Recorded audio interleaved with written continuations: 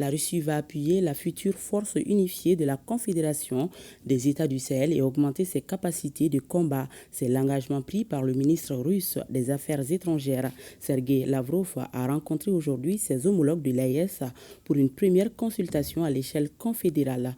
Les deux parties entendent renforcer leur partenariat diplomatique pour s'opposer à toute décision injuste et augmenter le volume de leurs échanges commerciaux. Un mécanisme de consultation AES-Russie sera également institué. Retour sur les conclusions de la rencontre avec nos envoyés spéciaux à Moscou, Bourama Traoré et Sidiki Balo. En ce début du printemps, le ciel russe est complètement dégagé. Pas un seul nuage. Un bon reflet des relations qui unissent ces pays à la Confédération des États du Sahel. Fait illustratif, la Russie est le premier pays à reconnaître la jeune confédération une semaine après sa création.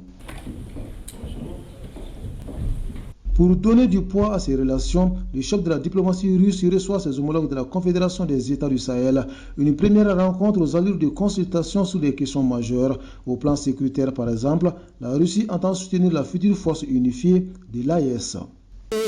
Souligner la volonté de Moscou d'augmenter le potentiel des forces unifiées des États du Sahel, augmenter leur capacité de combat, la capacité des forces armées nationales de chaque pays, former les cadres militaires et les employés des forces du maintien de l'ordre. Aujourd'hui, nos unités travaillent dans le cadre d'opérations conjointes entre les trois pays qui donnent des résultats considérables sur le terrain avec la neutralisation de beaucoup de groupes terroristes dont certains se sont rendus aux autorités. Aujourd'hui, nous évoluons dans le cadre d'opérations militaires conjointes. L'objectif pour nous est d'arriver à mettre en place une force unifiée de la Confédération des États du Sahel pour mutualiser nos efforts dans le cadre de la lutte contre le terrorisme.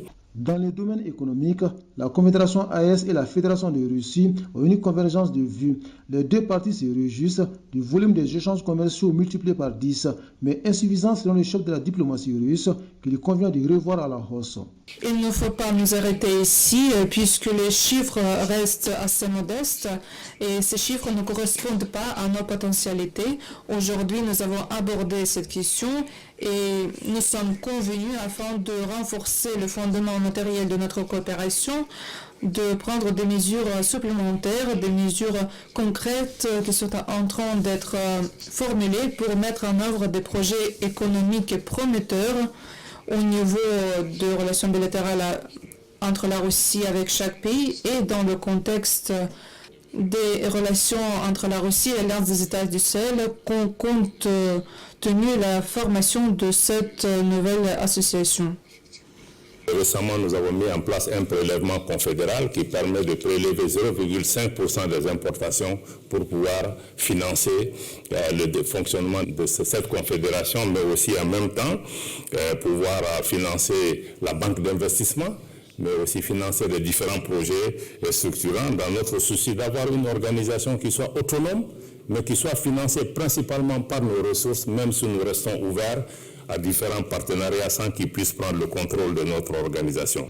Concernant le volet diplomatique, la Confédération et la Fédération veulent intensifier leur partenariat sur la scène internationale afin de constituer un verrou contre les décisions non justes.